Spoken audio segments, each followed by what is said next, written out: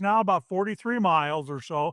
What they have is they've got two lines. They've got what's called the red line and the green line to go from downtown Seattle. You'll be able to go up, and it'll terminate in this center town of Redmond. It's only powered with clean energy. It's carbon free. It's most half comes from hydroelectric, 22% from wind. It's cheap too. Oh my God, $3. But I've got an ore capacity because I'm a senior. I get to travel on it anywhere on the system for $1.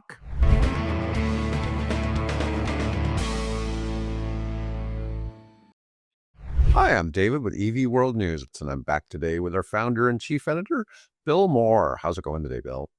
It's going great. I'm back home in my own bed. Yes. We got this great big picture. Here's the model for the article there.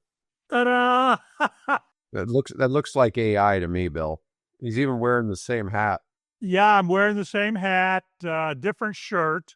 But this is on our way to the airport. Okay, so when I think of the Seattle Transit, I remember last time I was there was probably about 8 years ago, 6 or 8 years ago. Last time I was in Seattle, and I remember people all talking about what a financial catastrophe that transit system had been.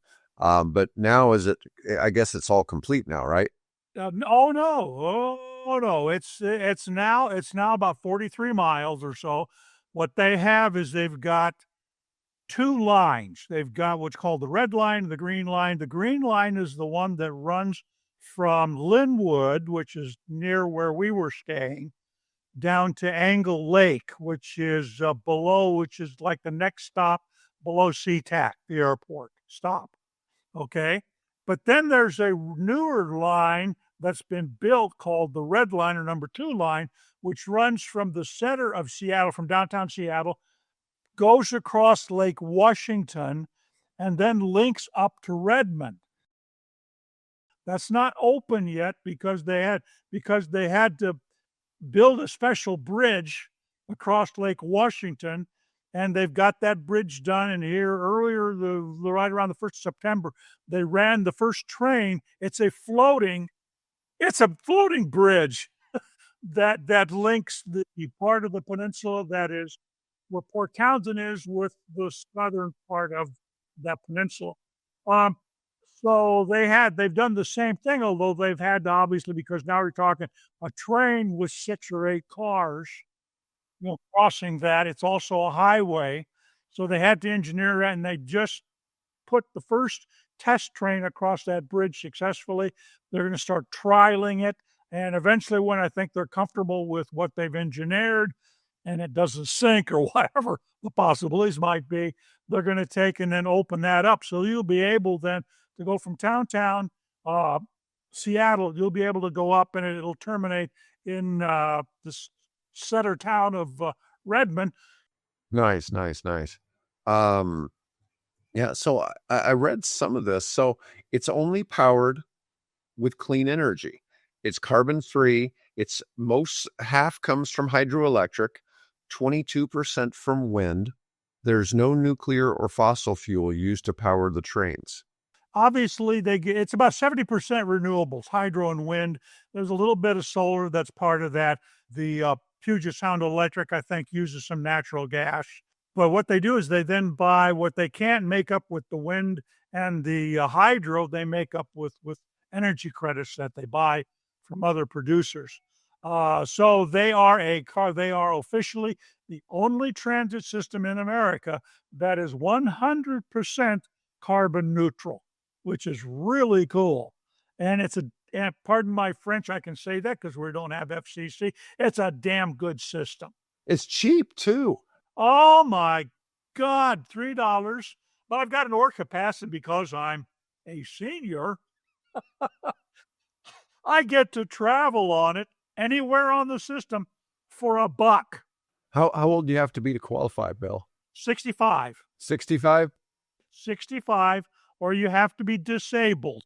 If you're disabled, you also get the same rate. Kids, I think I forget what it is, under 14, no, maybe younger than that, but kids travel free. I'm emotionally disabled. Do you think they would accept that? You'll be around long enough, you'll qualify. But yeah, it's my daughter wanted to. I have ever since we've gone out there. We started going out there about 4 or 5 years ago. We have to get to my daughter's place. We have to take the 5, right, into Seattle, and then through crowded, congested Seattle, and then on up north towards Everett. And I see this thing being every year, a little more of it being built, a little more of it being built, and God, I can't wait till I can ride that thing. Well, just earlier this year, they opened up. They finally finished the Linwood station, which is right in the heart of downtown Linwood. Our daughter has typically hired us a black car, or she's driven us, and God, at least 3 hours of her time, as well as all the gas. And I don't know what a black car cost her to do that, which was really generous of her. But I said, you know what?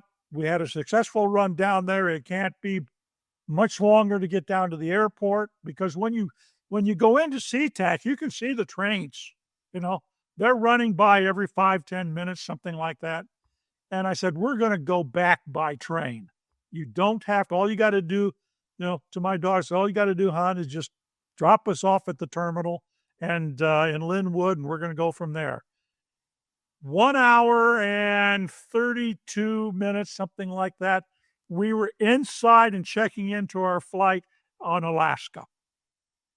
Now, so I thought, and it cost us $1 each, I'm going to tell you, Bill, I've had some wild experiences in Seattle. So for starters, car rental experience at SeaTac, you have to take some shuttle train just to the car rental terminal. Just to the car rental, yes. And not the car rental fee, but the taxes for the airport for the car rentals are like $90 a day.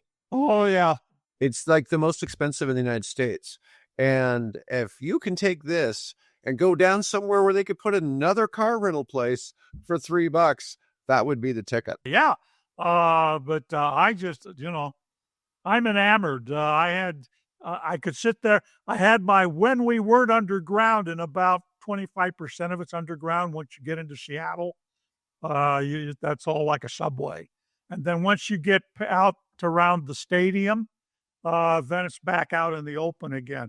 So the parts where I was open, I got my phone out and I started clocking us.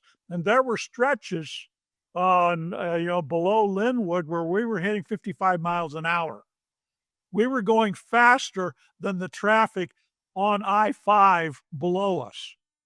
Yeah, so it's mentioning in the article significant financial hurdles, projected for shortfalls of $20 to $30 billion due to rising construction costs, inflation, and lower than expected revenues. Well, they're only charging $3. Okay, so what's interesting is the south part below Seattle, going to SeaTac, actually runs through a neighborhood.